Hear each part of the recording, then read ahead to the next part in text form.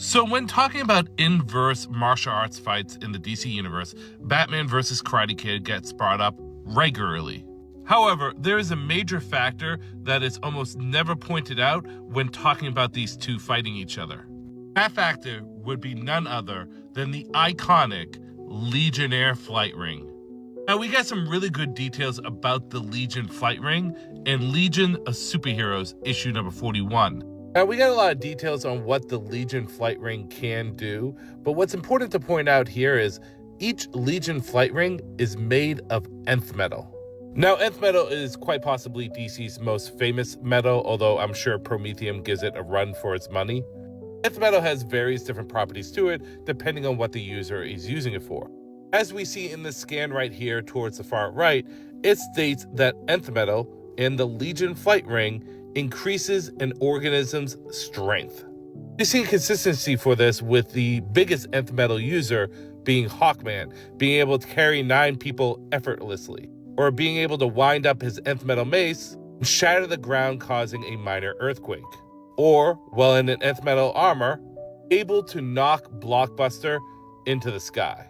Before I go any further, I must point out that these feats I showed you with Hawkman is him using more nth metal than what the Legion flight ring is. He's usually dripping in nth metal, whether it be his armor or his mace or even in his wings, he is full of it.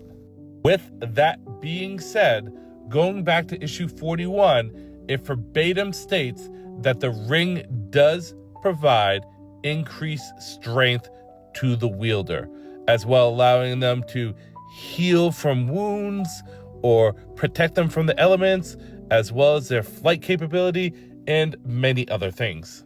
Now that we have established that Karate Kid is always amped beyond that of a peak human due to his nth metal, although we don't know to the full degree, but based off the feats he performs, we can assume by a decent amount. Every fight that him and Batman has some kind of layer of context to it.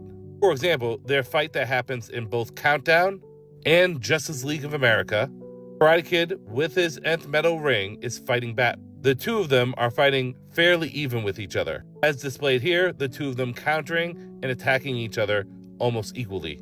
Batman, however, wants to end the fight quickly and positions Karate Kid so that he can get taken out by Black Lightning.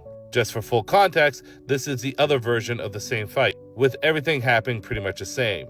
The two of them fighting relative to each other, Batman positioning, and then Karate Kid getting knocked out. In this fight, while Batman was going relative to Karate Kid was also amped physically by the Legion flight ring. We can see the consistency on how this plays out in their later fight in Brave and the Bold. Because in this fight, Batman actually is wearing a Legion flight ring. So when it comes down to the aspect of it being physicals, they should be relative to each other. And as you see the fight play out, although Batman is not a practitioner of zero-G martial arts or zero-G fighting, the two of them go relative and equal to each other. Neither combatant really getting any clear advantage over each other until the fight is interrupted. Listen, the purpose of this video is not to try to get Batman over Karate Kid, despite whatever my personal opinions may be on the matter. The purpose of this video is to point out an element of their encounters that a lot of people may not be thinking about, because the Legion of Superheroes, let alone Karate Kid himself, aren't terribly popular characters right now. They were popular in the 60s and 70s, leading into the 80s, but ever since the Crisis on Infinite Earths has happened, they've been in basically continuity reboot limbo. Like, I'm not kidding. Go look at all their titles from 1985 onwards. The Legion gets rebooted every 10 or so years. It's absolutely wild. But I digress. Based off the evidence that I presented to you from the comics themselves, we know for a fact that Karate Kid is always physically amped. To what degree, we don't know. I guess if you looked at all of his feats, you could probably find some kind of baseline, but for the most part, we know at least he's beyond peak human. This is again supported with their fights. The fight where Batman does not have the physical amp of the Legion flight ring, but Karate Kid does, and then their fight where they both have the Legion flight ring. What do you guys think about this? What do you think about the added element of the physical amp that is given to Karate Kid? I'm curious to know. Comment Stitch Duet.